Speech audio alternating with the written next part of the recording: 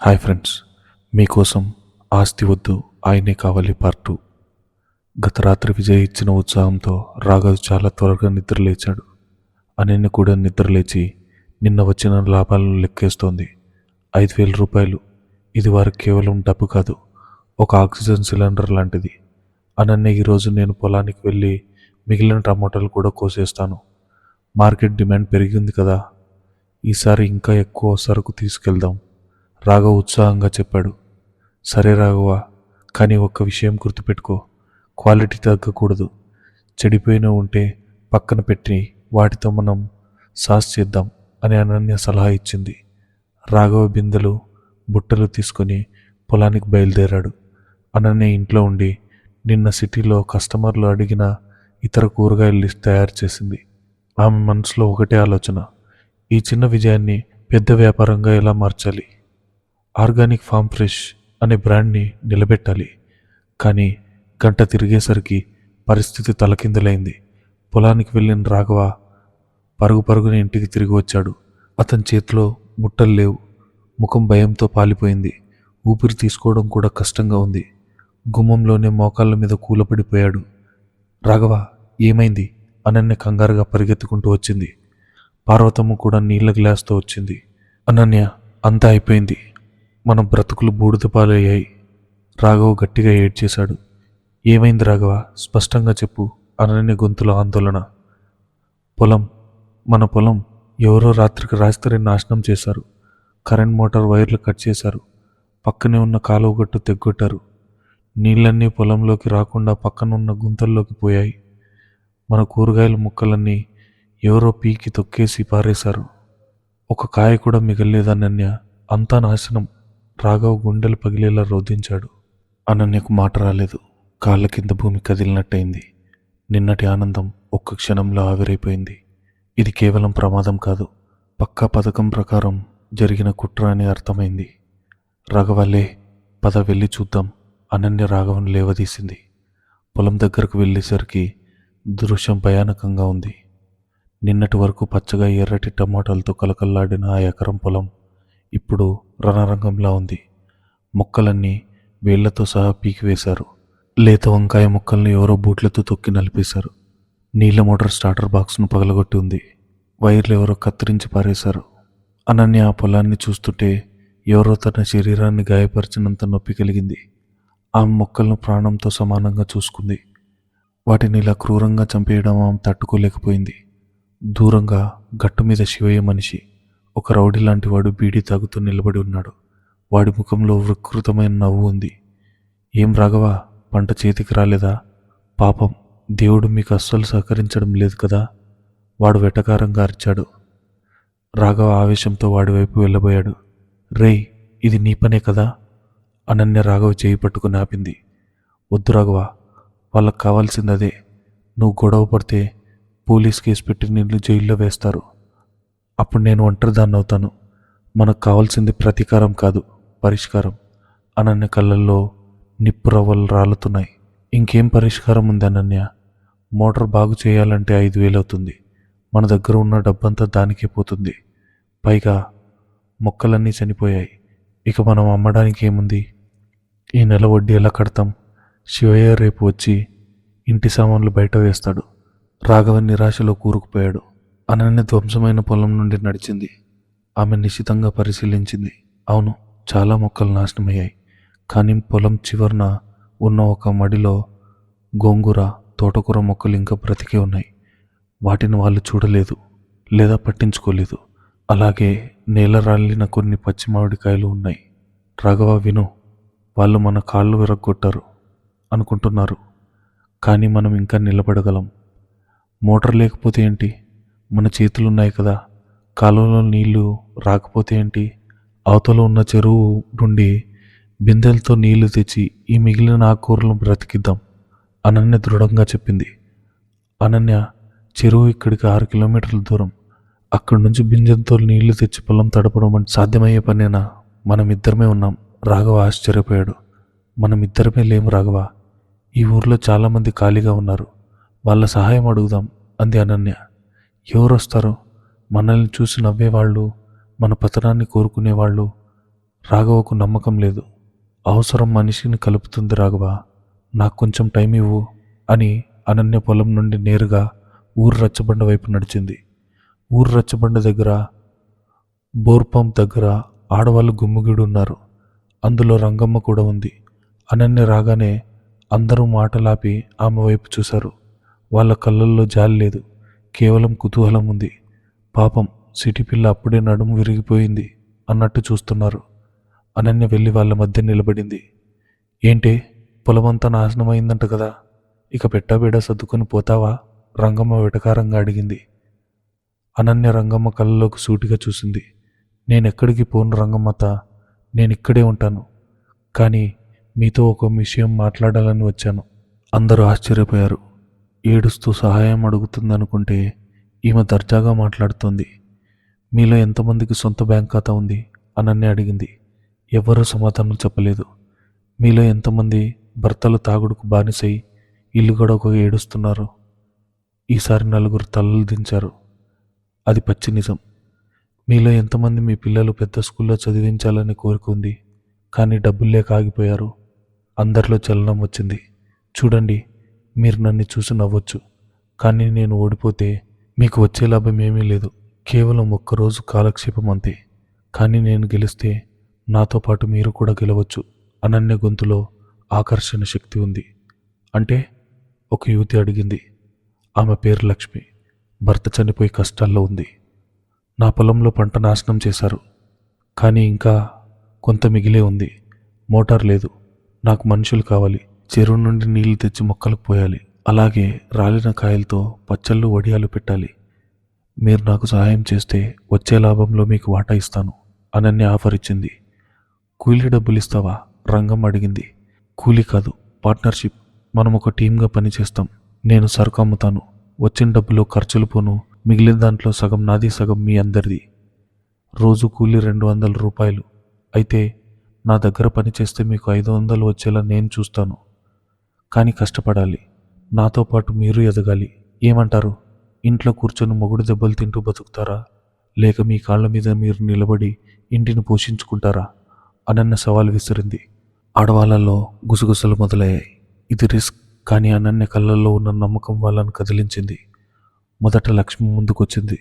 నేను వస్తానక్క, నాకు డబ్బు అవసరం ఉంది. ఆ తర్వాత ఇంకో ఇద్దరు. చివరకు రంగమ్మ కూడా ఆలోచనలో పడి ఆమె భర్త నిన్ననే తాగి వచ్చి కొట్టాడు. డబ్బు అవసరం ఆమెకు కూడా ఉంది. సరే చూద్దాం, నువ్వు మోసం చేస్తే మాత్రం ఊరుకోం అంటూ రంగమ్మ కూడా ఒప్పుకుంది. మొత్తం 10 మంది ఆడవాళ్ళు తయారయ్యారు. మధ్యాహ్నం 1 గంట. పొలంలో ఒక అద్భుతమైన దృశ్యం ఆవిష్కారమైంది. మండుతున్న ఎండల్లో 10 మంది ఆడవాళ్ళు తల మీద బిందెలతో వరుసగా నడుస్తున్నారు. చెరువు నుండి పొలానికి ఒక మానవ గొలుసు ఏర్పడింది. ఒకరి చేతి నుండి ఒకరు బిందెలు మార్చుకుంటూ మిగిలి ఉన్న ఆకుకూరల మడిని, కొన్ని కూరగాయల మొక్కలను తడుపుతున్నారు. అనన్య కూడా వాళ్ళతో కలిసి బిందెలు మోస్తుంది. ఆమె భుజం చిట్లి రక్తం వస్తుంది, కానీ ఆమె ఆగలేదు. ఇంకాస్త ఇంకాస్త అంటూ అందరినీ ఉత్సాహపరుస్తోంది. రాఘవ ఈ దృశ్యం చూసి నమ్మలేకపోయాడు. నిన్నటి వరకు తన భార్యను తిట్టినోళ్ళు ఈరోజు ఆమె వెనుక సైన్యంలా నడుస్తున్నాయి.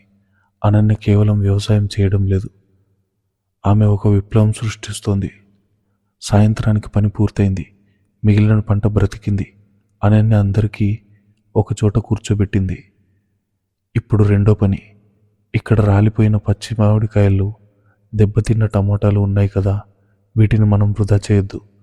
లక్ష్మి, నీకు మామిడికాయ పచ్చడి బాగా చేయడం వచ్చు కదా? వచ్చక్క, లక్ష్మి అంది.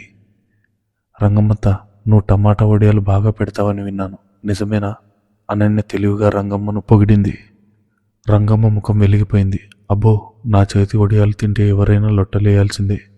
అయితే రేపటి పని అదే. మనందరం కలిసి రేపు లక్ష్మి ఘాటు పచ్చడి, రంగమ్మ రుచి వడియాలు తయారు చేస్తున్నాం. వాటిని నేనే సిటీకి తీసుకెళ్ళి అమ్ముతాను. మన ఊరు రుచిని పట్నం వాళ్ళకు రుచి చూపిద్దాం అనన్య ప్లాన్ వేసింది. ఆడవాళ్ళందరూ చప్పట్లు కొట్టారు. వాళ్ళలో కొత్త ఉత్సాహం వచ్చింది. తమకు తెలిసిన చిన్న విద్యతో డబ్బు సంపాదించవచ్చని వాళ్ళకి ఇప్పుడే అర్థమైంది. 2 రోజుల తర్వాత శివయ్య ఇంటి వరండాలో కూర్చొని ఉన్నాడు. ఏరా, ఆ రాఘవగాడు ఊరు వదిలి పారిపోయాడా? పొలం ఎండిపోయిందా అని తన అనుచరుని అడిగాడు. లేదు బాస్, అక్కడ ఏదో వింత జరుగుతుంది, అనుచరులు తలకొక్కుంటూ చెప్పారు. ఏంటది? ఆ పట్నం పిల్ల ఊరి ఆడవాళ్ళందరినీ గ్యాంగ్ కట్టింది. పొలానికి నీళ్లు మోయించింది. ఇప్పుడు అందరూ కలిసి ఆడిటోరియం లాగా రాఘవ ఇంటి దగ్గర కూర్చొని పచ్చళ్ళు వడియాలు పెట్టుకుంటున్నారు. వాసన ఊరంతా వస్తోంది. నిన్న సిటీ నుండి ఎవరో కారులో వచ్చి అడ్వాన్స్ కూడా ఇచ్చి వెళ్ళారంట. మహిళా శక్తి ఆర్గానిక్ ఫుడ్స్ అని ఏదో బోర్డు కూడా పెట్టారు. వాడు వివరించాడు. శివయ్య కోపం నశాలానికి అంటింది. అంటే పొలం పాడు చేస్తే ఇంకో దారి వెతుకుతుందా? ఈసారి మనుషుల్ని పొగెట్టేద్దాం. ఇది ప్రమాదం. ఆ ఆడవాళ్ళందరూ ఒకటైతే రేపొద్దున్నే మనకే ఎసురు పెడతారు. శివయ్య భయపడ్డాడు. అదే సమయంలో రాఘవ ఇంట్లో అనన్య, రాఘవ, లక్ష్మి, రంగమ్మ, ఇతర ఆడవాళ్ళు ప్యాకింగ్ చేస్తున్నారు. గాజు సీసాల్లో పచ్చళ్ళు, ప్లాస్టిక్ కవర్లో వడియాలు. అనన్య, ఈరోజు మనకు వచ్చిన లాభం 10,000 రాఘవ్ సంతోషంగా ప్రకటించాడు. అందులో 5,000 మన పార్ట్నర్స్కి అంటూ అనన్య డబ్బు ఆడవాళ్లకు పంచింది. రంగమ్మ చేతిలో 500 రూపాయల నోటు పడగానే ఆమె కళ్ళల్లో నీళ్లు తిరిగాయి. తన భర్తను అడుక్కోకుండా తన కష్టం వచ్చిన డబ్బు అది. ఆమె అనన్య చేతికి గట్టిగా పట్టుకుంది. నన్ను క్షమించు తల్లి, నిన్ను చాలా మాటలు అన్నాను. నువ్వు దేవతవి. రంగమ్మ ఏడ్చింది. దేవతను కాదత్తా, తోటి మనిషిని. మనల్ని తొక్కేయాలని చూసే వాళ్లకు మనం ఇచ్చే సమాధానం మన విజయమే. రేపటి నుంచి మనం ఇంకా ఎక్కువ పని చేయాలి. శివయ్య మన పొలం నాశనం చేశాడు, కానీ మన ధైర్యాన్ని కాదు, అనన్య గంభీరంగా చెప్పింది. ఆ రాత్రి అనన్య నిద్రపోతుండగా ఆమె ఫోన్కి ఒక మెసేజ్ వచ్చింది. బ్యాంక్ నుండి కాదు, అన్నయ్య విక్రాంత్ నుండి. నీ నాటకాలు ఆపనన్య. నువ్వు పచ్చళ్ళు అమ్ముకోవడం నాన్నకు తెలిసింది. మా పరువు తీస్తున్నావు. వెంటనే ఆపు, లేకపోతే రాఘవ మీద దొంగతనం కేసు పెట్టిస్తాం. ఇది వార్నింగ్. అనన్య మెసేజ్ చూసి భయపడలేదు. చిరునవ్వు నవ్వింది. ఇంకా యుద్ధం అయిపోలేదన్నయ్య, ఇప్పుడే మొదలైంది అని అనుకుని ఫోన్ పక్కన పెట్టింది. కానీ ఆమెకు తెలియని విషయం ఏంటంటే శివయ్య తన ఓటమిని సులభంగా ఒప్పుకోడు.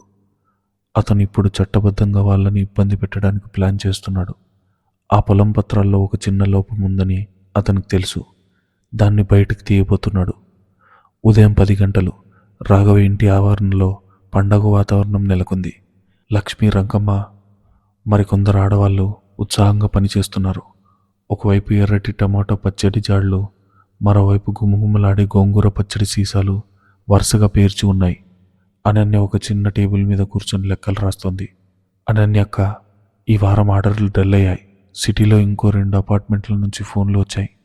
మనం చేసిన ఆవకాయ పచ్చడికి మంచి డిమాండ్ ఉంది, లక్ష్మి సంతోషంగా చెప్పింది. అవును లక్ష్మి, క్వాలిటీ బాగుంటే కస్టమర్లు వెతుక్కుంటూ వస్తారు. ఈ వారం లాభాల్లో కొంత తీసి మనం కొత్తగా గ్రైండర్ కొందాం. మీ చేతులు నొప్పులు తగ్గుతాయి. అనన్య చెప్పగానే అందరూ చప్పట్లు కొట్టారు. రాఘవ ముఖంలో చాలా రోజుల తర్వాత ప్రశాంతత కనిపిస్తోంది. తన భార్య తన ఇంటిని, తన ఊరిని మారుస్తున్న తీరు చూసి గౌరవపడుతున్నాడు. పొలం నాశనమైందన్న బాధను దిగమింగి కొత్త ఆశతో బ్రతుకుతున్నాడు. కానీ ఆ ప్రశాంతత ఎంతసేపు నిలవలేదు. ఊరి చివరి నుండి ఒక ప్రభుత్వ జీపు సైరన్ మోగుకుంటూ వేగంగా వచ్చింది. అది నేరుగా రాఘవ ఇంటి ముందాగింది. జీప్ దిగిన వెంటనే ఒక పోలీస్ కానిస్టేబుల్, ఒక రెవెన్యూ ఇన్స్పెక్టర్, వారి వెనకాల నల్లకోటు వేసుకున్న ఒక లాయర్, చివరిగా దర్జాగా నవ్వుకుంటూ శివయ్య దిగారు. పనిచేస్తున్న ఆడవాళ్ళు భయపడి లేచి నిలబడ్డారు. అనన్య పెన్ను కింద పెట్టి నెమ్మదిగా లేచింది. ఆమెకు అర్థమైంది, ఇది వ్యాపార సమస్య కాదు, అంతకంటే పెద్దదని. రాఘవ ఎవరు? రెవెన్యూ ఇన్స్పెక్టర్ గంభీరంగా అడిగాడు. నేనే సార్. రాఘవ భయంగా ముందుకొచ్చాడు.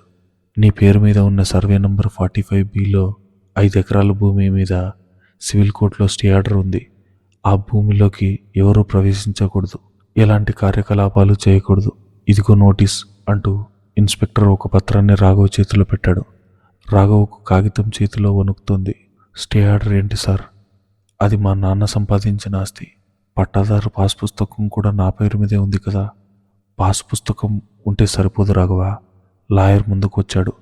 10 ఏళ్ల క్రితం మీ నాన్నగారు ఈ భూమిని శివయ్య గారికి అమ్మేస్తూ సాదా భయాన రాసిచ్చారు.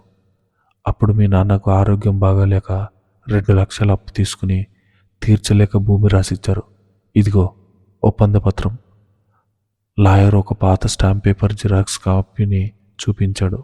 అందులో రాఘవ తండ్రి పేరు, వేలిముద్ర స్పష్టంగా ఉన్నాయి. రాఘవ నిశ్చేష్టుడయ్యాడు. అబద్ధం. మా నాన్న ఎప్పుడూ భూమి అమ్మలేదు. ఆయన చనిపోయే వరకు ఆ భూమిని ప్రాణంలా చూసుకున్నారు.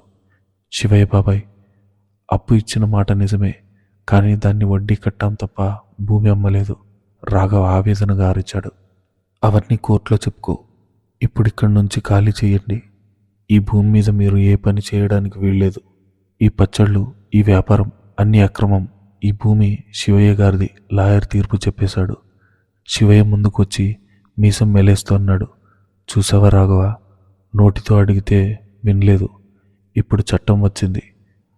ఆ పట్నం పిల్ల తెచ్చిన ఐడియాలు కోర్టు ముందు పనిచేయవు. రేపటికల్లా ఈ సామాన్లన్నీ తీసేయాలి, లేకపోతే జైలు ఊచలు లెక్కబట్టాల్సి వస్తుంది. అనన్య ఆ స్టాంప్ పేపర్ కాపీని లాయర్ చేతిలోంచి తీసుకుంది. దాన్ని నిశ్చితంగా పరిశీలించింది. తేదీ 12/5/2014. 10 ఏళ్ల క్రితం. రాఘవ వాళ్ళ నాన్నగారు సంతకం బదులు వేలిముద్ర వేశారు. సాక్షులుగా 2 వ్యక్తుల సంతకాలు చేశారు. అందులో ఒకరు మీ డ్రైవర్, ఇంకొకరు మీ పని మనిషి. అనన్య శివయ్య వైపు చూస్తూ అంది. అయితే ఏంటి? సాక్షులు ఎవరైతే నీకెందుకు?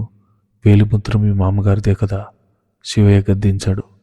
వేలిముద్ర ఆయనదే కావచ్చు, కానీ ఈ ఒప్పందం చెల్లుతుందా అనేది కోర్టు నిర్ణయిస్తుంది. అంతవరకు మాకు కూడా హక్కుంటాయి, అనన్య వాదించింది. అమ్మా, సివిల్ కేసులు తేలే వరకు స్టేటస్ కో మెయింటైన్ చేయాలి. అంటే భూమి ఎవరు వాడుకోకూడదు. మీరిక్కడ వ్యాపారం ఆపేయాలి, రెవెన్యూ ఇన్స్పెక్టర్ చెప్పారు. అనన్యకు దిక్కుతోచలేదు. పొలం పోయింది. ఇప్పుడు ఇంటి ముందు చేస్తున్న ఈ చిన్న వ్యాపారం మీద కూడా దెబ్బ పడింది. ఆడవాళ్ళందరూ భయపడిపోయారు. రంగమ్మ అనన్య దగ్గరకు వచ్చి, ఏం జరుగుతుందా అనన్య, మన పని ఆగిపోతుందా అని అడిగింది. అదే సమయంలో దూరం నుంచి ఒక ఖరీదైన కార్ ఇంజన్ శబ్దం వినిపించింది. అందరూ అటువైపు చూశారు. దుమ్ము లేపుకుంటూ ఒక మెరిసే నల్ల రంగు ఆడి కారు వచ్చి ఆగింది. ఆ పల్లెటూరు మట్టి రోడ్ల మీద ఆ కారు ఒక వింతలా ఉంది. డ్రైవర్ వచ్చి తలుపు తీశాడు. లోపల నుంచి విక్రాంత్ దిగాడు. ఖరీదైన సూటు, నల్ల కళ్ళజోడు, చేతిలో రోలెక్స్ వాచ్. అతని చూపుల్లో అహంకారం, అసహ్యం నిండి ఉన్నాయి. రాఘవకు, ఊరి జనాలకు నోటి మాట రాలేదు. అనన్య, అన్నయ్య విక్రాంత్ ఇక్కడికి రావడం ఎవరూ ఊహించలేదు. విక్రాంత్ నేరుగా శివయ్య దగ్గరకు వెళ్ళాడు. శివయ్య కూడా ఆ కారు విక్రాంత్ దర్జా చూసి కాస్త తగ్గాడు. నువ్వేనా శివయ్య అంటే విక్రాంత్ అడిగాడు. అవును, తమరు? నేను అనన్య అన్నయ్యని, విక్రాంత్ అని చెప్పి జేబులోంచి చెక్ బుక్ తీశాడు. ఒక చెక్ మీద సంతకం చేసి శివయ్య ముఖం మీద విసిరేసినట్టు ఇచ్చాడు. అందులో 10 లక్షలు ఉన్నాయి. నీ 5 లక్షల అప్పు వడ్డీ, ఇంకో 2 లక్షలు నీకు బోనస్. ఆ కాగితాలు చింపి పారేసి ఇక్కడి నుంచి వెళ్ళిపో, విక్రాంత్ ఆర్డర్ వేశాడు. అక్కడ ఉన్న వాళ్ళందరూ షాక్ అయ్యారు. 10 లక్షల? ఒకే సంతకంతో సమస్య తీరిపోయిందా? రాఘవ్ కళ్ళల్లో ఆశ మెరిసింది. అప్పు తీరిపోతే గొడవ ఉండదు కదా అనుకున్నాడు. కానీ శివయ్య ఆ చెక్కు తీసుకుని చూసి గట్టిగా నవ్వాడు. ఓహో, పట్నం బాబు గారు, డబ్బు వెదజల్లుతున్నారా? సంతోషం. కానీ బాబు, నాకిప్పుడు డబ్బు వద్దు, ఆ పొలం కావాలి. ఆ పొలం విలువ ఇప్పుడు పెరిగిపోయింది. హైవే వస్తుందని టాకుంది. కోట్ల విలువ చేసే భూమిని 10 లక్షలకు వదులుకుంటానా? శివయ్య చెక్కుని ముక్కలు చేసి గాల్లో ఎగిరేశాడు. విక్రాంత్ ముఖం ఎర్రబడింది. తన డబ్బును ఒక పల్లెటూరు వడ్డీ వ్యాపారి తిరస్కరించడం అతను జీర్ణించుకోలేకపోయాడు. అప్పుడు విక్రాంత్ అనన్య వైపు తిరిగాడు. చూసావా అనన్య, నీ బ్రతుకు ఎంత చౌకగా మారిపోయిందో. ఈ మురికిలో, ఈ గోడల మధ్య బ్రతుకుతున్నావా? ఆ వడ్డీగాడు కాళ్ళు పట్టుకునే పరిస్థితికి వచ్చావు. ఇప్పటికైనా బుద్ధి తెచ్చుకో. ఇంటికి రా, నాన్న నిన్ను క్షమిస్తారు. ఈ రాఘవ గాడికి ఎంత కావాలో చెప్పు, మొహాన కొట్టి వెళ్దాం, విక్రాంత్ అసహ్యంగా అన్నాడు. రాఘవ్ తలదించుకున్నాడు. విక్రాంత్ మాటలు సూదుల్లా గుచ్చుకుంటున్నా తను నిస్సహాయుడు. తన వల్ల అనన్య రోడ్డున పడింది అనే బాధ అతన్ని దయించి వేస్తోంది. అనన్య కోపంతో ఊగిపోయింది. ఆమె విక్రాంత్ ముందుకు వచ్చి నిలబడింది. విక్రాంత్, నోరు అదుపులో పెట్టుకో. రాఘవ్ బిచ్చగాడు కాదు, నా భర్త. ఆయన ఆత్మగౌరవం వెల నీ ఆస్తిపాస్తుల కన్నా ఎక్కువ.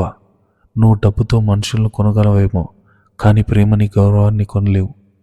నీ చెక్ చిప్పేసినంత మాత్రాన మా విలువ తగ్గదు. ప్రేమ, గౌరవమా? ఆకలి వేస్తే అవి అన్నం పెడతాయా? చూడనన్య, ఇది చివరి అవకాశం. రా వెళ్దాం, లేదంటే ఈ శివయ్య నిన్ను, నీ భర్తను జైలుకు పంపించడం ఖాయం. అప్పుడు నేను కూడా సహాయం చేయను, విక్రాంత్ హెచ్చరించాడు. నాకు నీ సహాయం అక్కర్లేదు. నేను నా భర్తతోనే ఉంటాను. ఈ సమస్య మేమే పరిష్కరించుకుంటాం. నువ్వు వెళ్ళొచ్చు. అనన్య తలుపు వైపు చూపించింది. విక్రాంత్కి అవమాన భారం ఎక్కువైంది. సరే అనుభవించు, ఈ పేదరికంలో మగ్గిపో అని విసుగ్గా కారెక్కి వెళ్ళిపోయాడు. శివయ్య నవ్వుతూ, భలే దానివే అమ్మాయి, అన్నయ్య ఇచ్చిన 10 లక్షలు కాదనుకుంటున్నావు. సరే, రేపటి నుంచి కోర్టు చుట్టూ తిరగడానికి రెడీగా ఉండు అని తన పరివారంతో వెళ్ళిపోయాడు. మళ్ళీ నిశ్శబ్దం. రాఘవ్ కళ్ళల్లో నీళ్లు సుడులు తిరుగుతున్నాయి. అనన్య, ఎందుకిలా చేశావు? విక్రాంత్ చెప్పినట్టు వెళ్ళిపోవచ్చు కదా. నా కోసం ఎందుకు ఇన్ని కష్టాలు పడతావు? ఆ 10 లక్షలు తీసుకుని ఉంటే ఈ గొడవ ఆగిపోయేది కదా. అనన్య రాఘవ్ చేతులు పట్టుకుంది. రాఘవ, విక్రాంత్ సహాయం తీసుకుంటే జీవితాంతం మనం వాడి కాళ్ళ కింద బానిసల్లా బతకాలి. నేను డబ్బు ఇచ్చి కాపాడాను అని వాడు నిన్ను ప్రతిక్షణం అవమానిస్తూనే ఉంటాడు. అది నాకిష్టం లేదు. మనం మన కాళ్ళ మీద నిలబడాలి. ఈ చట్టం గొడవను కూడా మనమే చట్టపరంగానే ఎదుర్కొందాం. ఎలా అనన్య? శివయ్య దగ్గర కాగితాలున్నాయి, లాయర్ ఉన్నాడు. మన దగ్గరే ఉంది? రాఘవ నిరాశగా అడిగాడు. మన దగ్గర నిజముంది రాఘవ. ఒక్కసారి ఆలోచించు. 10 ఏళ్ల క్రితం, అంటే 2014 మేలో మీ నాన్నగారు ఆ కాగితం మీద వేలిముద్ర వేశారు అని ఉంది. అప్పుడు మీ నాన్నగారు ఎక్కడున్నారు? ఆయన ఆరోగ్య పరిస్థితి ఏంటి? అనన్య ఆలోచిస్తూ అడిగింది. రాఘవ ఆలోచనలో పడ్డాడు. 2014 మే నెల అప్పుడే కదా నాన్నకు పక్షవాతం వచ్చింది. ఆయన కుడి చేయి కుడికాలు పడిపోయి మంచం మీద ఉండేవారు, మాట్లాడలేకపోయేవారు. అనన్య కళ్ళల్లో మెరుపు వచ్చింది. రాఘవ, శివయ్య చూపించిన కాగితం మీద ఉన్నది కుడి చేతి బొటన వేలు ముద్ర. పక్షవాతం వచ్చి చేయి చచ్చుబడిపోయిన మనిషి స్పష్టంగా వేలిముద్ర ఎలా వేయగలరు? పైగా ఆ రోజు ఆయన హాస్పిటల్లో ఉండి ఉంటారు కదా. అవును, అప్పుడు ఆయన గవర్నమెంట్ హాస్పిటల్లో అడ్మిట్ అయ్యారు. దాదాపు 4 రోజులు అక్కడే ఉన్నారు. రాఘవ్ ఉత్సాహంగా చెప్పాడు. దొరికింది, ఇదే మన ఆయుధం. ఆ రోజు మీ నాన్నగారు హాస్పిటల్లో ఉన్నారని మనం నిరూపిస్తే శివయ్య సృష్టించిన ఆ కాగితం ఫోర్జరీ అని తేలుతుంది. రాఘవ, పాత సామాన్లు ఎక్కడ ఉన్నాయి? హాస్పిటల్ డిశ్చార్జ్ పేపర్లు ఏమైనా ఉంటాయా? అనన్య ఆతృతగా అడిగింది. అటక మీద పాత ఇనుప్పిట్లో నాన్న కాగితాలు ఉన్నాయి, కానీ అవి చెదల్పట్టి ఉంటాయేమో, రాఘవ అనుమానంగా అన్నాడు. పద వెతుకుదాం, అదే మన చివరి అవకాశం. అనన్య రాఘవకు లాక్కుని లోపలికి వెళ్ళింది. సాయంత్రం 6 గంటలు. ఇంట్లోని అటక మీద ఉన్న ట్రంక్ పెట్టెను కిందికి దించారు. దాని మీద దుమ్ము పేరుకుపోయింది. రాఘవ్ దాన్ని తెరిచాడు. లోపల పాత బట్టలు, రేషన్ కార్డు, కరెంటు బిల్లులు అన్నీ చిందరవందరగా ఉన్నాయి. అనన్య, రాఘవ ఒక్కొక్క కాగితాన్ని పరిశీలిస్తున్నారు. బయట చీకటి పడుతోంది, కరెంట్ లేదు. చిమ్నీ దీపం వెలుతురులో వాళ్ళు నిధి కోసం వెతుకులాడుతున్నట్టు వెతుకుతున్నారు. గంటలు గడిచాయి. ఇదిగో 2010 కరెంటు బిల్. ఇది 2012లో అమ్మిన పత్తి రసీదు. ఇది 15లో వేసిన మందుల చీటీ. 14 పేపర్లు ఎక్కడా కనిపించడం లేదు. అనన్యకు అలసట వస్తుంది, కానీ ఆమె ఆపలేదు. రాఘవ, ఇది చూడు. అనన్య ఒక పాత డైరీ బయటకు తీసింది. అది రాఘవ తండ్రి రాసుకునే లెక్కల పుస్తకం. మీ నాన్నగారు చదువు రాకపోతే ఎవరికెవరికి ఎంతెంత ఇవ్వాలో వేరే వాళ్లతో రాయించేవారు కదా. ఆ డైరీలో మే 2014 పేజీ చూశారు. మే 10 తేదీ రాసి ఉంది. రామయ్యకు ఆసుపత్రి ఖర్చుల కోసం 500 ఇచ్చాను. మే 12వ తేదీ శివయ్య పత్రంలో ఉన్న తేదీ. ఆ పేజీలో పెద్దగా రాసి ఉంది.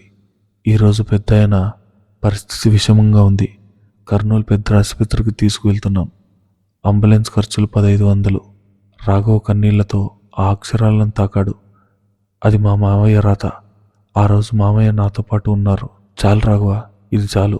కానీ ఇది కోర్టులో సాక్ష్యం పనికి రాకపోవచ్చు. మనం హాస్పిటల్ రికార్డ్స్ కావాలి. కర్నూలు గవర్నమెంట్ హాస్పిటల్ రికార్డ్స్ 10 ఏళ్ళవైనా భద్రంగా ఉంటాయి. మనం రేపే కర్నూలు వెళ్ళాలి అని నిర్ణయించుకుంది. రేపేనా? శివయ్య రేపే సాయంత్రానికి ఇల్లు ఖాళీ చేయమన్నాడు కదా. మనం ఇల్లు ఖాళీ చేయం. రేపు ఉదయం నువ్వు కర్నూలు వెళ్తాం. ఈలోపు లక్ష్మీ రంగమ్మత మన ఇంటి దగ్గర ఉంటారు. శివయ్య మనుషులు వస్తే ఊరి ఆడవాళ్ళందరూ అడ్డుపడతారు.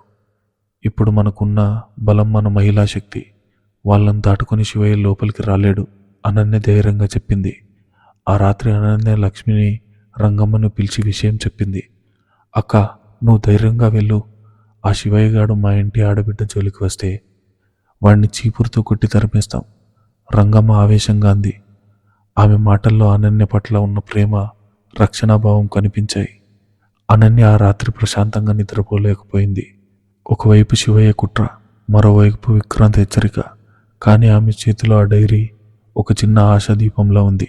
ఉదయం 4 గంటలకే అనన్య, రాఘవ బస్సు ఎక్కడానికి బయలుదేరారు. చీకట్లో నడుస్తుంటే వెనుక నుంచి ఎవరో పిలిచినట్టు అనిపించింది. తిరిగి చూస్తే ఊరి గుడి పూజారి గారు. అమ్మా అనన్య, ఇదిగో అమ్మవారి ప్రసాదం. నువ్వు చేస్తున్న ధర్మయుద్ధం, విజయం నీదే అని కుంకుమ పెట్టారు. అనన్యకు అది 1000 ఏనుగుల బలాన్ని ఇచ్చింది. సిటీలోని కార్పొరేట్ బోర్డ్ రూమ్స్లో గెలవడం వేరు, ఇక్కడ మనుషుల నమ్మకాన్ని గెలుచుకున్నది, ధర్మాన్ని నిలబెట్టడం వేరు. అనన్య ఇప్పుడు కేవలం ఒక భార్య కాదు, ఒక పోరాట యోధురాలు. బస్సు కదిలింది. కిటికీలోంచి చూస్తుంటే పొలం కనిపిస్తోంది. చీకట్లో కూడా ఆ మట్టి అనన్యను పిలుస్తున్నట్టు, నన్ను కాపాడుకో అని, ఖచ్చితంగా కాపాడుతాను అని అనన్య మనసులో ప్రమాణం చేసుకుంది. కర్నూలు బస్టాండ్. ఉదయం 8 గంటలు. బస్ దిగిన వెంటనే వేడిగాలి ముఖాన్ని తాకింది. సిటీ బస్సుల రోద, ఆటో వాళ్ళ అరుపులు, ప్రయాణికుల హడావిడితో ఆ ప్రాంతం కిక్కిరిసి ఉంది. అనన్య, రాఘవ్ బస్సు దిగి నేరుగా ఆటో స్టాండ్ వైపు నడిచారు. రాఘవ్ ముఖంలో ఆందోళన ఇంకా తగ్గలేదు. అనన్య, ప్రభుత్వ ఆసుపత్రి అంటే నీకు తెలియదు, అక్కడ మనుషులను పట్టించుకోరు. ఇక 10 ఏళ్ల క్రితం పాత రికార్డులు ఎక్కడ పట్టించుకుంటారు? మనం అనవసరంగా వచ్చామేమో, రాఘవ్ నిరాశగా అన్నాడు. అనన్య రాఘవ్ చేతిని గట్టిగా పట్టుకుంది.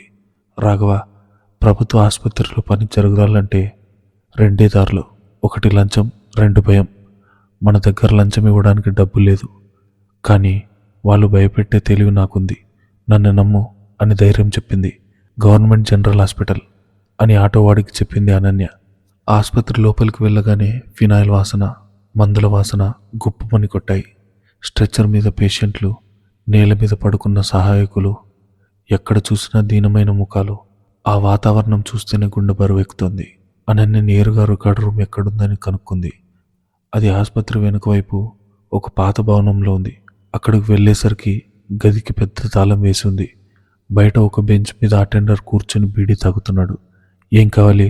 అటెండర్ నిర్లక్ష్యంగా అడిగాడు. మాకు 2014 మే నెల రికార్డ్స్ కావాలి. మా నాన్నగారు ఇక్కడ అడ్మిట్ అయ్యారు, రాఘవ్ వినయంగా చెప్పాడు. అటెండర్ నవ్వి, 2014 10 ఏళ్ల క్రితం మాట. ఆ రికార్డులన్నీ గోడౌన్లో పడేశాం, ఇప్పుడు తీయడం కుదరదు. పైగా ఇన్ఛార్జ్ గారు లేరు, వచ్చే వారం రండి అని బీడీ పొగ వదిలాడు. సార్, చాలా అర్జెంట్, కోర్టు కేసుంది, ప్రాణం మీదకు వచ్చింది, రాఘవ్ బతిమాలాడు. ప్రాణం పోయినా సరే, రూల్సే. ఇన్ఛార్జ్ గారు లేకుండా తాళం తీయను. అటెండర్ కనీసం వాళ్ళ వైపు చూడకుండానే సమాధానమిచ్చాడు. అనన్య ముందుకు వచ్చింది. ఆమె ముఖంలో కోపం లేదు, కానీ కళ్ళల్లో ఒక అధికారికి ఉండే గాంభీర్యం ఉంది. ఆమె తన బ్యాగ్లోంచి ఒక పెన్, పేపర్ తీసింది. మీ పేరేంటి? అనన్య గట్టిగా అడిగింది. అటెండర్ ఉలిక్కిపడ్డాడు. ఎందుకు? నేను హైదరాబాద్ నుంచి వచ్చాను. హ్యూమన్ రైట్ కమిషన్కి కంప్లైంట్ రాస్తున్నాను. ఒక పేషెంట్కి సంబంధించిన సమాచారం ఇవ్వకుండా నిరాకరించినందుకు, విధి నిర్వహణలో నిర్లక్ష్యం వహిస్తున్నందుకు మీ మీద, మీ ఇన్ఛార్జ్ మీద ఫిర్యాదు చేస్తాను. అలాగే మీడియా వాళ్ళకు కూడా ఫోన్ చేస్తాను. ఇక్కడ రికార్డ్ మెయింటెనెన్స్ చేయడం లేదని పేపర్లో వేస్తే మీ ఉద్యోగం ఉంటుందా, ఊడుతుందా? అనన్య ఇంగ్లీష్, తెలుగు కలిపి చాలా సీరియస్గా మాట్లాడింది. ఆమె వేషధారణ సాధారణంగా ఉన్నా ఆమె మాట్లాడే తీరు చూసి అటెండర్ భయపడ్డాడు. ఈమె ఎవరో పెద్ద ఆఫీసర్ అయి ఉంటుంది అనుకున్నాడు. అయ్యో, ఎందుకమ్మా కోప్పడతారో? ఇన్ఛార్జ్ గారు టీ తాగడానికి వెళ్ళారు, ఇప్పుడే పిలుస్తాను అంటూ పరుగున వెళ్ళాడు. రాఘవ్ ఆశ్చర్యంగా చూశాడు. అనన్య, నువ్వు నిజంగానే హ్యూమన్ రైట్స్ వాళ్ళకు తెలుసా? తెలీదు రాఘవ, కానీ తనకు కూడా తెలియదు కదా నాకు తెలీదని. కాన్ఫిడెన్స్ ఉంటే చాలు, ఎదుటివారిని భయపడతాడు. అనన్య కన్ను గిట్టింది. కాసేపటికి ఇన్ఛార్జ్ వచ్చాడు. ఆయన కూడా అనన్య మాటల దాడికి భయపడి రికార్డ్ రూమ్స్ తాళం తీశాడు. లోపల దుమ్ము ధూళి ఉంటుంది, మీరే వెతుక్కోవాలి, 1 గంట టైం ఇస్తాను అన్నాడు. గది లోపల పరిస్థితి దారుణంగా ఉంది. 100ల కొద్ది పాత రిజిస్టర్ ఫైళ్లు కుప్పలుగా పడి ఉన్నాయి. వాటి మీద బూజు, దుమ్ము పేరుకుపోయి ఉన్నాయి. ఎలకలు తిరుగుతున్న ఆనవాళ్లు ఉన్నాయి. దేవుడా, ఇందులో మనకు కావాల్సిన బుక్ ఎలా దొరుకుతుంది? రాఘవ తల పట్టుకున్నాడు. ప్రతి సమస్యకు ఓ పద్ధతి ఉంటుంది రాఘవ. ఇవి సంవత్సరాల వారుగా కట్టి ఉండాలి. ఇదిగో ఇక్కడ 2010 రాసింది, అంటే ఆ మూల 2014 ఉండొచ్చు. అనన్య విశ్లేషించింది. ఇద్దరు ముఖాలకు కర్చీఫ్ కట్టుకుని ఆ దుమ్ము కుట్టుకుపోయిన ఫైల్లోకి దిగారు. ప్రతి పుస్తకం బరువుగా ఉంది, పేజీలు చిరిగిపోయేలా ఉన్నాయి. అనన్య తన అలర్జీని, తుమ్ములను ఆపుకుంటూ వెతుకుతోంది. అదే సమయంలో రామాపురంలో ఉద్రిక్తత నెలకొంది. శివయ్య మనుషులు 2 ట్రాక్టర్లలో రాఘవ ఇంటి ముందు వచ్చారు. ట్రాక్టర్ ఇంజన్ల శబ్దం ఆ ప్రాంతం దద్దరిల్లుతోంది. శివయ్య జీపులో కూర్చొని ఆదేశాలు ఇస్తున్నాడు. ఏరా, ఇంట్లో ఎవరు లేరు కదా, సామాన్లు బయటపడేయండి, ఇంటికి తాళం వేయండి, శివయ్య అరిచాడు. 4 రౌడీలు ఇంటివైపు వెళ్ళబోయారు. అంతలోనే ఆగండి అన్న గొంతు వినిపించింది. రంగమ్మ, లక్ష్మి వాళ్ళ వెనుక మరో 10 మంది ఆడవాళ్ళు అడ్డుగా నిలబడ్డారు. అందరి చేతుల్లో చీపుళ్ళు, కారం పొడి డబ్బాలు, రోకలి బండలు ఉన్నాయి. ఏమే రంగమ్మ, మాకు అడ్డొస్తావా? నీ మొగుడికి చెప్పి కాళ్ళు విరగ్గొట్టించమంటావా? శివయ్య మనిషి బెదిరించాడు. నా కాళ్ళు విరగ్గొట్టినా పర్లేదురా, కానీ ఈ ఇంటి గడప దాటాలంటే మమ్మల్ని దాటుకుని వెళ్ళాలి. ఇది మా అనన్య ఇల్లు. ఆమె లేనప్పుడు దానికి మేం కాపలా. రంగమ్మ గట్టిగా అరిచింది. ఆడవాళ్ళని చూడకండ్రా, లాగిపాడేయండి, శివయ్య ఆదేశించాడు. ఒక రౌడీ లక్ష్మి చేయి పట్టుకుని లాగబోయాడు.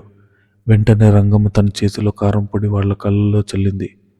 అమ్మో అంటూ వాడు కళ్ళు పట్టుకుని కింద పడిపోయాడు. మిగిలిన ఆడవాళ్ళు రోకలి బండతో నేలకేసి కొడుతూ శబ్దం చేశారు. ఎవడ్రా వచ్చేది, రండి చూద్దాం, ఆడది అబల కాదు, ఆదిశక్తి అని చూపిస్తాం అంటూ నినాదాలు చేశారు. ఊరి జనమంతా గుమ్మిగూడారు, కానీ ఎవరూ శివయ్యకి భయపడి ముందుకు రాలేదు. ఆ 10 మంది ఆడవాళ్ళు మాత్రమే ఒక గోడలా నిలబడ్డారు. శివయ్యకు అవమానంగా అనిపించింది. ఆడవాళ్ళ చేతుల్లో దెబ్బలు తింటే తన పరువు పోతుంది, అలాగని వెనక్కి తగ్గితే తన అహం దెబ్బతింటుంది. పోలీసులకు ఫోన్ చేయండిరా, ఈ ముండలు నా మీద దాడి చేశారా, కేసు పెడతాం, శివయ్య కొత్త ఎత్తుగడ వేశాడు. గంట గడిచింది. అనన్య, రాఘవులు చెమటలతో తడిసిపోయారు. వాళ్ళ చేతులు, బట్టలు నల్లగా మారిపోయాయి. ఇంకా 2014 మే నెల రిజిస్టర్ దొరకలేదు. టైం అయిపోతుంది. ఇన్ఛార్జ్ వచ్చి గెంటేస్తాడు. రాఘవ్ కంగారు పడ్డాడు. అనన్య ఒక పెద్ద కుప్ప కింద ఉన్న ఒక ఆకుపచ్చటి పుస్తకాన్ని చూసింది.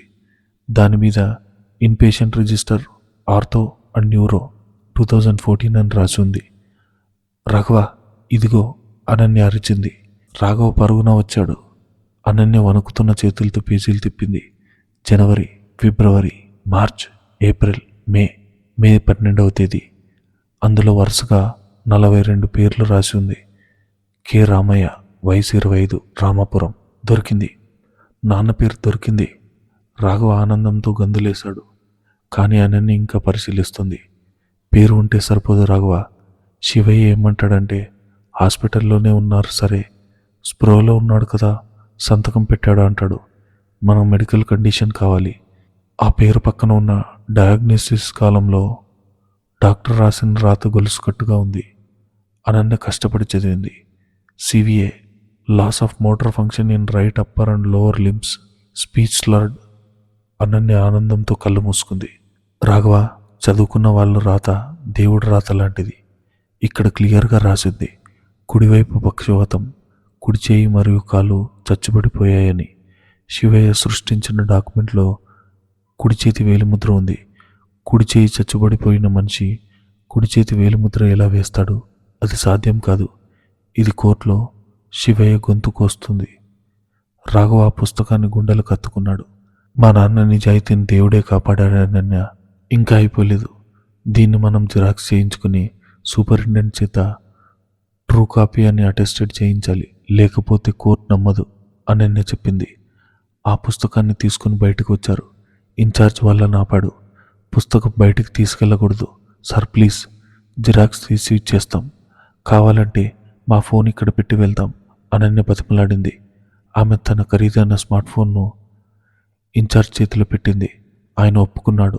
వాళ్ళు పరుగున బయటికి ఉన్న జిరాక్స్ షాప్కి వెళ్ళారు. కాపీ తీసుకున్నారు. తర్వాత సూపరింటెండెంట్ ఆఫీస్కి వెళ్ళారు. అక్కడ మళ్ళీ నిరీక్షణ. డాక్టర్ గారు మీటింగ్లో ఉన్నారు. టైం మధ్యాహ్నం 1 గంట అయింది. అనన్య ఫోన్ ఇన్ఛార్జ్ దగ్గర ఉంది. రాఘవ్ ఫోన్ స్విచ్ ఆఫ్ అయింది. ఊళ్ళో ఏం జరుగుతుందో తెలీదు. సూపరింటెండెంట్ గదిలోకి వెళ్ళడానికి ప్యూన్ డబ్బులు అడిగాడు. అనన్య దగ్గర చిల్లిగవ్వ కూడా లేదు. ఆమె నేరుగా డోర్ తీసుకుని లోపలికి వెళ్ళింది. డాక్టర్ కోపంగా చూశాడు. Sir, sorry to disturb you. ఇది లైఫ్ అండ్ డెత్ సమస్య. ఒక రైతు భూమిని అన్యాయంగా కాజేయడానికి చూస్తున్నారు. ఒక సంతకం ఆ రైతు కుటుంబాన్ని కాపాడుతుంది. అనన్య ఏకధాటిగా ఇంగ్లీష్లో పరిస్థితిని వివరించింది. ఆ డాక్టర్ నిజాయితీపరుడు. ఆమె ఆవేదనను, ఆ రిజిస్టర్లోని వివరాలను చూసి వెంటనే సంతకం చేసి స్టాంప్ వేశారు. ఆల్ ది బెస్ట్ అమ్మా, పోరాడండి అని చెప్పారు. థ్యాంక్ యూ సార్ అని చెప్పి ఇద్దరు బయలుదేరి వచ్చారు. ఇన్ఛార్జ్ దగ్గర ఉన్న ఫోన్ తీసుకున్నారు. ఫోన్ ఆన్ చేయగానే వరుస మిస్డ్ కాల్స్. లక్ష్మి నుంచి 10 కాల్స్ ఉన్నాయి. అనన్య గుండె వేగంగా కొట్టుకుంది. వెంటనే లక్ష్మికి కాల్ చేసింది. హలో లక్ష్మి, ఏమైంది? అవతల నుంచి లక్ష్మి ఏడుస్తూ మాట్లాడింది. అక్క, త్వరగా రండి, పోలీసులు వచ్చారు, మమ్మల్ని అందరినీ అరెస్ట్ చేస్తున్నారు. రంగమ్మతను జీప్లోకి ఎక్కించారు. శివయ్య మనుషులు ఇంటి తలుపులు పలగొడుతున్నారు. మేము ఆపలేకపోతున్నామక్క. ఫోన్ చేతిలోంచి జారిపడేంత పనైంది. రాఘవ, పద, ఊళ్ళో గొడవ జరుగుతుంది, శివయ్య ఇంటిని కూల్చేస్తున్నాడు అని అరిచింది. వాళ్ళు బస్టాండ్కి వెళ్ళే టైం లేదు. ఒక టాక్సీ మాట్లాడుకున్నారు. చేతిలో ఉన్న ఆఖరి సేవింగ్స్ ఇచ్చి డ్రైవర్ని ఎంత ఫాస్ట్గా వీలైతే అంత ఫాస్ట్గా వెళ్ళాలని చెప్పారు. కారు గాలిలో తేలుతున్నట్టు వెళ్తోంది. కానీ అనన్య మనసు ఇంకా వేగంగా పరిగెడుతుంది. రంగమ్మ, లక్ష్మి నా కోసం జైలుకు వెళ్తున్నారు. వాళ్ళని నేను కాపాడుకోవాలి. ఆ ఇల్లు పోయినా పర్లేదు, కానీ ఆ మనుషుల నమ్మకం పోకూడదు. అనన్య మదన పడుతుంది. సాయంత్రం 4 గంటలు. రాఘవ ఇంటి ముందు వాతావరణం భీతావహంగా ఉంది. పోలీస్ జీపుల్లో రంగమ్మ, మరో 2 మహిళలు ఉన్నారు. వాళ్ళు ఏడుస్తున్నారు, కానీ తలదించుకోలేదు. శివయ్య మనుషులు ఇంటి తలుపులు పలగొట్టారు. లోపల ఉన్న పచ్చడి సీసాలు, బియ్యం బస్తాలు బయటకు విసిరేశారు. అనన్య ఎంతో కష్టపడి తయారు చేసిన ఆర్గానిక్ ఫార్మా ఫ్రెష్ లేబుల్స్ ఉన్న సీసాలు నేలపాలై పగిలిపోతున్నాయి. ఆ శబ్దం, ఆ విధ్వంసం చూసి ఊరి జనం భయంతో వణికిపోతున్నారు. ఇక ఈ ఇంటి పని అయిపోయింది, ఆ పట్నం పిల్ల అడ్రస్ లేకుండా పోతుంది అని కొందరు అనుకుంటున్నారు. అక్కడే ఒక టాక్సీ దుమ్ము రేపుకుంటూ వచ్చి అక్కడ ఆగింది. అనన్య కారులోంచి దిగింది. ఆమె జుట్టు చెదిరిపోయి ఉంది. బట్టల నిండా ఆసుపత్రి దుమ్ముంది. కానీ ఆమె ముఖంలో కాళికాదేవి లాంటి ఆగ్రహం ఉంది. ఆమె నేరుగా ఎస్ఐ దగ్గరకు వెళ్ళింది. ఆపండి అని గట్టిగా అరిచింది. ఎస్ఐ వెనక్కి తిరిగి చూశాడు. ఎవరు నువ్వు? ఈ ఇంటి కోడల్ని. అరెస్ట్ చేసిన ఆడవాళ్ళని వెంటనే వదిలేయండి అనన్య ఆదేశించింది. వాళ్ళు రౌడీజం చేశారు. శివయ్య గారు మనుషుల మీద కారం చల్లారు. వాళ్ళని స్టేషన్కి తీసుకెళ్తున్నాను, ఎస్ఐ నిర్లక్ష్యంగా అన్నాడు. శివయ్య అతనికి బాగా లంచమిచ్చాడన్న విషయం స్పష్టంగా తెలుస్తోంది. శివయ్య అక్కడికి వచ్చి నవ్వాడు. వచ్చావా తల్లి, చూసావా నీ సామ్రాజ్యం ఎలా కూలిపోతుంది? ఇప్పుడేం చేస్తావు? నీ భర్తను కూడా అరెస్ట్ చేయించమంటావా? అనన్య చేతిలో ఉన్న ఫైల్ను గట్టిగా పట్టుకుంది. ఎస్ఐ గారు, మీరు ఎవరిని అరెస్ట్ చేయాలో, ఎవరిని రక్షణ కల్పించాలో ఇప్పుడు నేను చెప్తాను. ఇదిగో హైకోర్టు జడ్జిమెంట్ కాపీ లాంటి సాక్ష్యం అంటూ హాస్పిటల్ రికార్డ్స్ను ఎస్ఐ ముఖం ముందు పెట్టింది. ఏంటిది? ఎస్ఐ విసుగ్గా చూశాడు. శివయ్య గారు, చూడండి, సేల్ డీడ్లో మా మామగారు కుడి చేయి వేలిముద్ర ఉంది. కానీ ఆ తేదీన ఆయన గవర్నమెంట్ హాస్పిటల్లో పక్షవాతంతో అడ్మిట్ అయ్యారు. ఆయన కుడి చేయి చచ్చుబడిపోయిందని ప్రభుత్వ డాక్టర్ సర్టిఫికెట్ ఇచ్చారు. కావాలంటే చూడండి అనన్య గంభీరంగా చెప్పింది. శివయ్య ముఖంలో నవ్వు మాయమైంది. చెమటలు పట్టడం మొదలైంది. ఎస్ఐ ఆ సర్టిఫికెట్ను, శివయ్య ఇచ్చిన పత్రాలను మార్చి మార్చి చూశాడు. విషయం క్లియర్గా అర్థమైంది. ఇది 420 కేస్, ఫోర్జరీ కేస్. శివయ్య గారు, ఏంటిది? ఎస్ఐ గొంతులో మార్పు వచ్చింది. సాక్ష్యం బలంగా ఉన్నప్పుడు పోలీసులకు కూడా భయం ఉంటుంది. అది ఆ డాక్టర్ అబద్ధం రాసి ఉంటాడు. నా దగ్గర సాక్ష్యాలున్నాయి. శివయ్య తడబడ్డాడు. సాక్షులు అబద్ధాలు చెప్తారు, కానీ మెడికల్ సైన్స్ అబద్ధం చెప్పదు. ఎస్ఐ గారు, ఇప్పుడు చెప్పండి, ఒక అభంశుభం తెలియని మహిళను అరెస్ట్ చేస్తారా, లేక ఫోర్జరీ చేసి ఒక రైతు పొలాన్ని కబ్జా చేయడానికి ప్రయత్నించిన ఈ నేరస్తుని అరెస్ట్ చేస్తారా? మీరు న్యాయం చేయలేకపోతే ఈ కాపీని నేరుగా ఎస్పీ గారికి వాట్సాప్ చేస్తాను. ఇదిగో నా ఫోన్. అనన్య ఎస్ఐని కార్నర్ చేసింది. ఎస్ఐకి పరిస్థితి అర్థమైంది. అనన్య సాధారణ అమ్మాయి కాదు. కానిస్టేబుల్, ఆ ఆడవాళ్ళని వదిలేయండి అని అరిచాడు. తర్వాత శివయ్య వైపు తిరిగాడు. శివయ్య గారు, ఇది సివిల్ మ్యాటర్ కాదు, క్రిమినల్ మ్యాటర్లా ఉంది, మీరు స్టేషన్కి రావాలి. శివయ్య షాక్ అయ్యాడు. నన్నా, స్టేషన్కా? రేయ్, నేను లోకల్ ప్రెసిడెంట్ని రా. ఎవరైతే ఏంటి? సాక్ష్యం నా కళ్ళ ముందు ఉంది, పదండి ఎస్ఐ గట్టిగా చెప్పాడు. రంగమ్మ, లక్ష్మి జీప్లోంచి దిగారు. పరుగున వచ్చి అనన్యను కౌగిలించుకున్నారు. అక్క, గెలిచావా? మనం గెలిచాం రంగమ్మత్త. సత్యం గెలిచింది అనన్య కన్నీళ్లతో చెప్పింది. రాఘవ నేల మీద కూర్చొని ఆ మట్టి ముట్టుకున్నాడు. నాన్న ఆత్మ శాంతించింది. శివయ్యను పోలీసులు జీప్ ఎక్కించుకొని తీసుకెళ్లారు. ఊరి జనం చప్పట్లు కొట్టలేదు, కానీ వాళ్ల కళల్లో అనన్య పట్ల ఒక ఆరాధన భావం కలిగింది. పట్నం పిల్లని ఎగతాళి చేసిన వాళ్ళే ఇప్పుడు ఆమెను ఆడపులి అని మెచ్చుకుంటున్నారు. ఆ రాత్రి పగిలిన పచ్చడి సీసాల మధ్య చిందరవందరగా ఉన్న ఇంట్లో అనన్య, రాఘవ కూర్చున్నారు. అనన్య ఇల్లు పాడైపోయింది. రాఘవ బాధపడ్డాడు. ఆ రాత్రి పగిలిన పచ్చడి సీసాల మధ్య చిందరవందరగా ఉన్న ఇంట్లో అనన్య, రాఘవ కూర్చున్నారు. అనన్య, ఇల్లు పాడైపోయింది. రాఘవ బాధపడ్డాడు. గోడలు పాడయ్యాయి రాఘవ, మన పునాదులు కాదు. రేపటి నుంచి మళ్ళీ మొదలు పెడదాం, ఈసారి ఇంకా గట్టిగా. అనన్య నవ్వింది. కానీ వాళ్లకు తెలియని విషయం ఒకటి ఉంది. శివయ్య జైలుకు వెళ్ళాడు, కానీ విక్రాంత్ ఇంకా బయటే ఉన్నాడు. విక్రాంత్కి ఈ విషయం తెలిస్తే, శివయ్య ఓటమిని విక్రాంత్ తన అవమానంగా భావిస్తే, అసలు యుద్ధం బయట వాళ్ళతో అయిపోయింది. ఇప్పుడు యుద్ధం సొంత రక్తంతో జరగబోతుంది. విక్రాంత్ ఒక కొత్త ప్లాన్తో రాబోతున్నాడు. అది అనన్య గుండె ముక్కలు చేసే ప్లాన్. ఆ ప్లాన్ ఏంటో నెక్స్ట్ ఎపిసోడ్లో చూద్దాం. అంతవరకు ఈ ఛానల్ని సబ్స్క్రైబ్ చేసుకోండి.